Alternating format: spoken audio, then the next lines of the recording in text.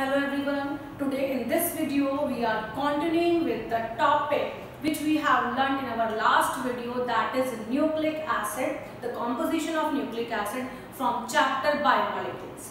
Now today's topic is structure of nucleic acids.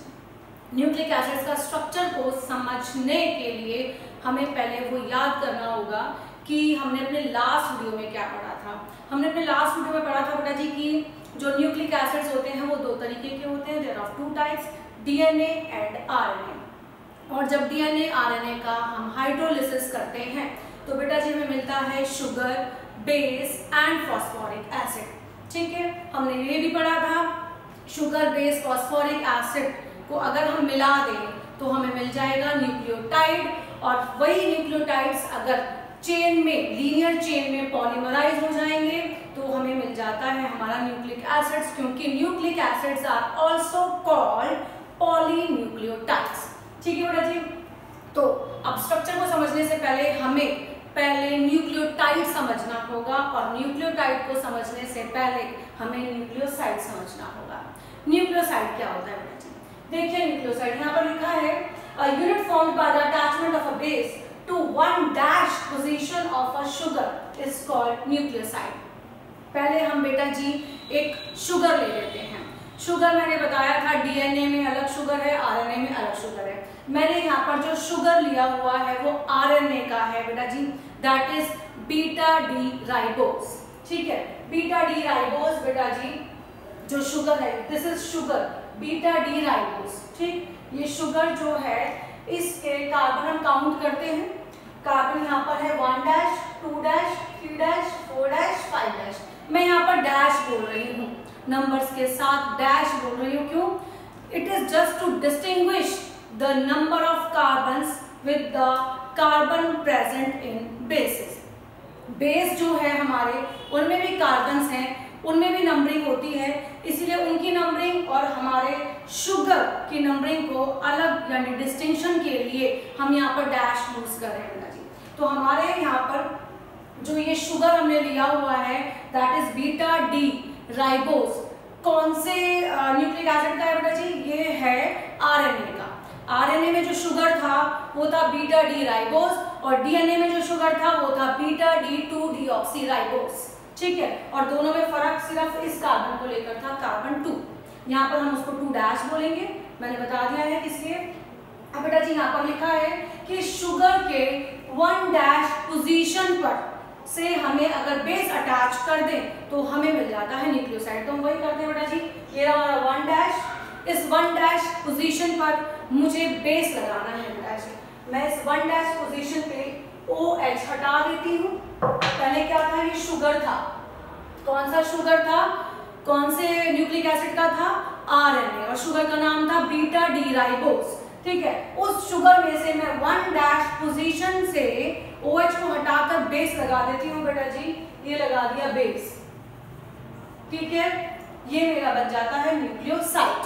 Clear? Base कौन कौन से हो सकते हैं ये भी हमने पिछली वीडियो में करा था कि अगर ये हमने आरएनए का शुगर लिया था that is beta D ribose, तो उसमें बेस हो सकते हैं A, C, G, U। ठीक है, अगर ये डीएनए का शुगर लेते बीटा डी 2 डीऑक्सी राइबोस तो बेस कौन कौन से हो सकते थे? A, C, G, T। ठीक है बेटा जी, अब ये जो हमें मिल गया है इसको बोलते हैं न्यूक्लियोसाइड। क्लियर है बेटा जी? अब न्यूक्लियोसाइड से जाना है न्यूक्लियोटाइड पर। बहुत ध्यान से देखेंगे न्यूक्लियोसाइड से न्यूक्लियोटाइड कैसे बनेगा। यहाँ पर लिखा है बेटा जी, when nucleoside is linked to phosphoric acid। तीसरी चीज वही रह चुकी है, मैंने बताया था 3 चीजें होती हैं, बेस, शुगर, फॉस्फोरिक एसिड। यहाँ पर हम शुगर के साथ बेस को अटैच कर चुके हैं। अब हम ये जो मिला है इसको न्यूक्लियोसाइड कहते हैं। अब जो तीसरी चीज बची है बेटा जी वो है फॉस्फोरिक एसिड। अब मैं इस न्यूक्लियोसाइड में फॉस्फोरिक एसिड को अटैच कर दूंगी तो मुझे मिल जाता है न्यूक्लियोटाइड। कहाँ अटैच करना है बेटा जी? 5 डैश पोजीशन पर। देखिए कैसे करते हैं। ये तो मेरा है न्यूक्लियोसाइड। ठीक है, 1 dash, 2 dash, 3 dash, 4 dash, 5 dash. मैं इस 5 डैश कार्बन पर फॉस्फोरिक एसिड अटैच करूंगी, मुझे मिलेगा न्यूक्लियोटाइड। देखिए क्या होता है, फॉस्फोरिक एसिड होता है बेटा जी H3PO4। स्ट्रक्चर में अगर ड्रॉ करूं तो this is P double bond O OH OH OH, ये फॉस्फोरिक एसिड है, ये न्यूक्लियोसाइड है।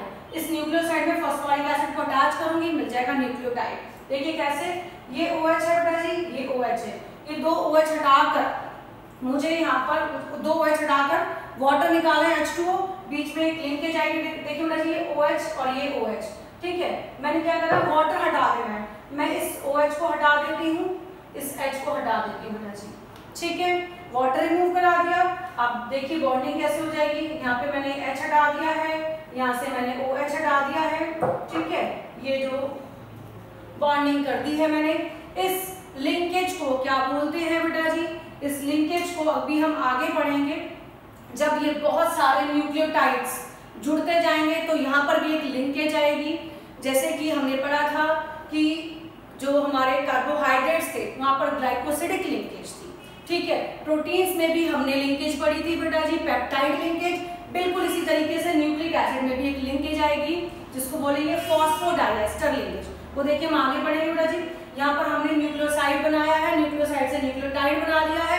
अब न्यूक्लियोटाइड्स को जोड़ते चलेंगे जिससे बनेगा पॉलीन्यूक्लियोटाइड्स, और उस पॉलीन्यूक्लियोटाइड्स को क्या बोलते हैं बेटा जी, न्यूक्लिक एसिड्स, ठीक है बेटा जी। अभी हमने बनाया न्यूक्लियोसाइड, न्यूक्लियोसाइड से बनाया न्यूक्लियोटाइड।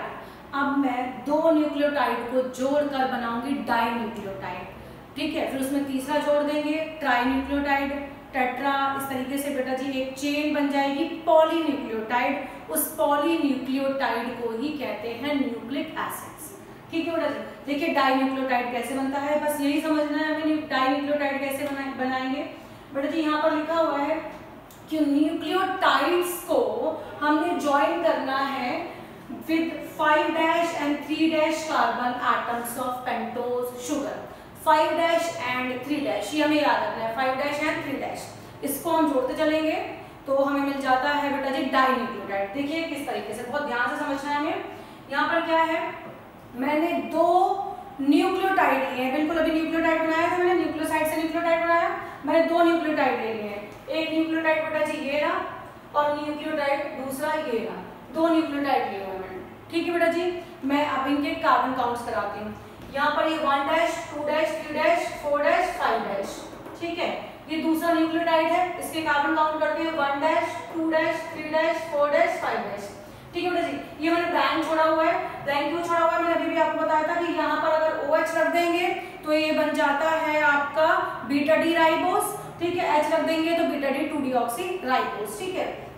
वो DNA और RNA न्यूक्लियोटाइड पर डिपेंड करता है। यहाँ पर मैंने रख दिए हैं बेटा जी दो न्यूक्लियोटाइड। अब देखिए 5' और 3' को यूज करके हम कैसे बना देते हैं डाइन्यूक्लियोटाइड, ठीक है। यहाँ का हम लेंगे 5' और दूसरे वाले का 3', फिर इसका 5', अगले वाले का 3', बिल्कुल इसी तरीके से जोड़ते चले जाएंगे, बन जाएगा हमारा पॉलीन्यूक्लियोटाइड। अभी फिलहाल डाइन्यूक्लियोटाइड देखिए, इसका 5', 1 2 3 4 5', ठीक है। 5' कार्बन पर ये पूरा ग्रुप लगा हुआ है फॉस्फोरिक एसिड का, ठीक है। अब इसकी 5', इसका 5' हो गया, इसका 3' देखिए 1', 2', 3', 3, तो इसका तो हमें 3' चाहिए, ये वाला चाहिए, और इसका हमें ये वाला चाहिए बेटा जी, ये वाला, ठीक है। याद रखना, इसका हमें 5' और इसका हमें 3' से हमें ज्वाइनिंग करनी है बेटा जी। और क्या बनाना है, फॉस्फोडाइएस्टर लिंकेज, जैसे कि मोनोसैकेराइड्स कार्बोहाइड्रेट्स में बना था, ग्लाइकोसिडिक लिंकेज प्रोटीन्स में बना था बेटा जी, पेप्टाइड लिंकेज बिल्कुल इसी तरीके से न्यूक्लिक एसिड्स में बनेगा फॉस्फोडाइएस्टर लिंकेज। कैसे है देखिए बेटा जी, ये इसका 5' कार्बन है, ठीक है। इसमें ये रहा 5' कार्बन पर जो यूनिट लगी हुई है, और इस वाले जो ये न्यूक्लियोटाइड है उसका ये है 3'। देखिए बेटा जी, ये दो OH सामने आ रहे हैं, ठीक है, ये और ये दो OH सामने आ रहे हैं। अब इन दो OH में से वाटर रिमूव करना है बस, ठीक है। वाटर कैसे रिमूव करेंगे, ये OH हटा देती हूँ बेटा जी, मैं इस OH को हटा देती हूँ, ठीक है, और इसको H को हटा देती हूँ, ठीक, ज्वाइन कर दूंगी। देखिए कैसे, मैंने हटा दिया इस OH को, ठीक है, और हटा दिया इस H को, ठीक, यानी वाटर निकाला है सिर्फ। अब इसको बेटा जी मैंने इससे ज्वाइन कर देना है, ये ज्वाइन हो गया, ठीक। अब बेटा जी जो लिंकेज दिखाई दे रही है आपको,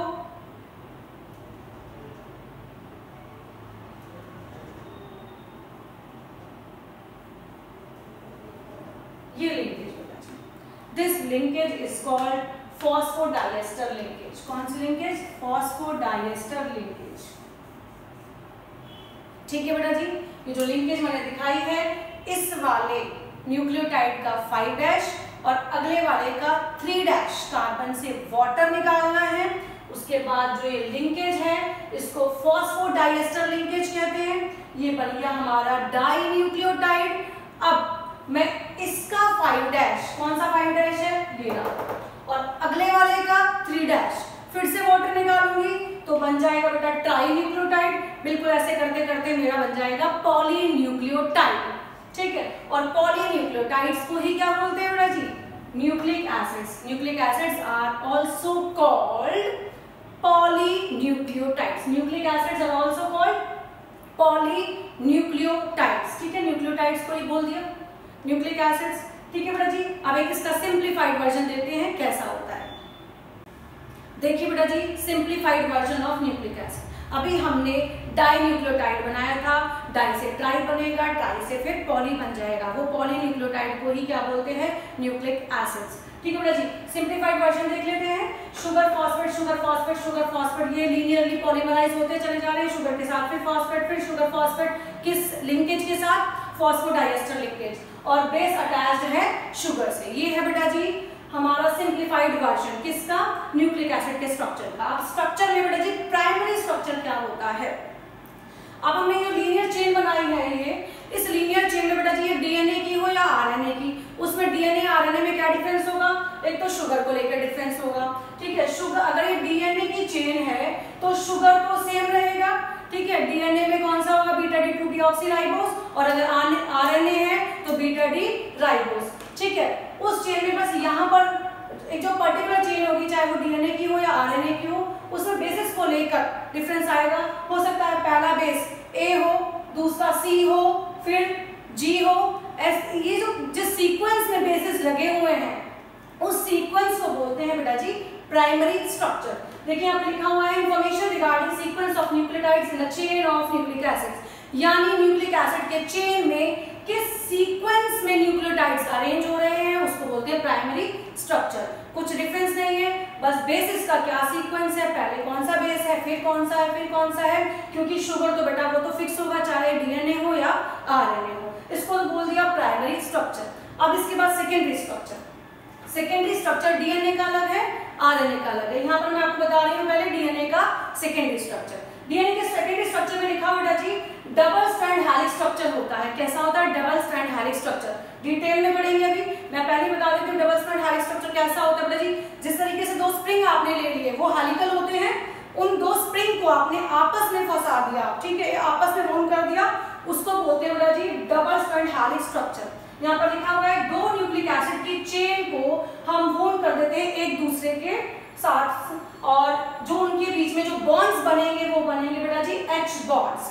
जो हाइड्रोजन बॉन्ड बनेंगे वो किसके बीच में होंगे बेटा जी? बेसिस के बीच में। मान लो एक चेन ये हो गई, ठीक है, बिल्कुल दूसरी चेन ऐसी हो गई, दोनों चेन को स्प्रिंग की तरह बना लो और दो चेनों को आपस में फंसा दो, तो इसके बेस, इस चेन का बेस दूसरी चेन के बेस के साथ बनाएगा डबल और ट्रिपल हाइड्रोजन बॉन्ड्स। फिर से एक चेन ये हो गई, एक और चेन ले लो, दोनों चेन को स्प्रिंग की तरह घुमा दो, दोनों को आपस में फंसा दो, एक साथ फंसा दो। अब हाइड्रोजन बॉन्ड्स क्या बनेंगे? इस चेन के बेस में और दूसरी चेन के बेस में, दोनों बेसिस के बीच में बनेंगे बेटा जी H बॉन्ड्स यानी हाइड्रोजन बॉन्ड्स। और वो हाइड्रोजन बॉन्ड्स भी बेटा जी बनते हैं between specific pair of basis. ऐसा नहीं है किसी के साथ भी कोई भी हाइड्रोजन बॉन्ड बना लेगा, यहाँ पर स्पेसिफिक बेसिस के बीच में हाइड्रोजन बॉन्ड बनते हैं। कैसे होते हैं बेटा जी? वो यहाँ पर लिखा हुआ है मैंने कि जो एडेनाइन होता है वो थायमिन के साथ डबल बॉन्ड बनाएगा और जो साइटोसाइन है वो गुआनाइन के साथ ट्रिपल हाइड्रोजन बॉन्ड बनाएगा। एक बार फिर से two nucleic acid chains are bound about each other and held together by hydrogen bonds between specific pair of bases. These two strands are complementary to each other. Why? Because hydrogen bonds are formed between specific pair of bases. It means adenine form double hydrogen bond with thymine and cytosine form triple hydrogen bond with guanine. इसका structure देखिए बेटा जी किस तरीके से आपको समझ में आएगा। इसके स्ट्रक्चर की पिक्चर देखिए बेटा जी। This is double stranded helical structure of DNA in which two nucleic acid chains are wound over each other and held together by hydrogen bonds between specific pair of bases. Adenine form double bond with thymine and cytosine form triple hydrogen bond with guanine. अभी हमने पढ़ा था secondary structure of DNA, उसमें पढ़ा था बेटा जी दो spring है, ठीक है, दो स्प्रिंग आपस में वूंड हो जाती हैं और जो दोनों के बेसिस है वो आपस में हाइड्रोजन बॉन्ड बनाते हैं। कोई किसी के साथ ऐसे ही नहीं बना लेगा हाइड्रोजन बॉन्ड, मैंने बताया था between specific pair of basis के बीच में ही हाइड्रोजन बॉन्ड बनता है, कहीं पर डबल कहीं ट्रिपल, वो भी हमने समझा था, ठीक है बेटा जी। अभी यहाँ पर पढ़ना है हमें secondary structure of RNA. RNA का सेकेंडरी स्ट्रक्चर क्या है बेटा जी, यहाँ पर स्प्रिंग तो है लेकिन वो सिंगल स्ट्रैंडेड है, लेकिन डीएनए में डबल स्ट्रैंडेड था, यहाँ पर सिंगल स्ट्रैंडेड है, ठीक है। Helices are present which are single stranded, यानी जो स्प्रिंग है यहाँ पर, वो जो चेन थी, जो चेन है हमारी आरएनए की, वो चेन एक स्प्रिंग की फॉर्म में हेलिक्स प्रेजेंट कर रही है, वहां पर सिंगल स्ट्रैंडेड है बेटा जी, सिंगल स्ट्रैंडेड यानी एक स्प्रिंग है, वही हमारी यहाँ पर आरएनए की चेन है, ठीक है। वही चेन कभी कभार आपस में फोल्ड हो जाती है और बन जाती है डबल स्ट्रैंडेड। लिखा हुआ है helices are present which are single stranded, single strand है लेकिन कभी कभार वो अपने आप ही अपने में फोल्ड हो जाती है और बन जाता है डबल हेलिक्स स्ट्रक्चर बेटा जी। उसके बाद बस इतना और करना है कि आरएनए के मॉलिक्यूल्स तीन तरीके के होते हैं बेटा जी, कौन कौन से, मैसेंजर आरएनए जिसको हम mRNA से डिनोट करेंगे, सेकंड है राइबोसोमल आरएनए जिसको हम rRNA से डिनोट करेंगे, और लास्ट है ट्रांसफर आरएनए जिसको हम tRNA से डिनोट करेंगे बेटा जी। This is all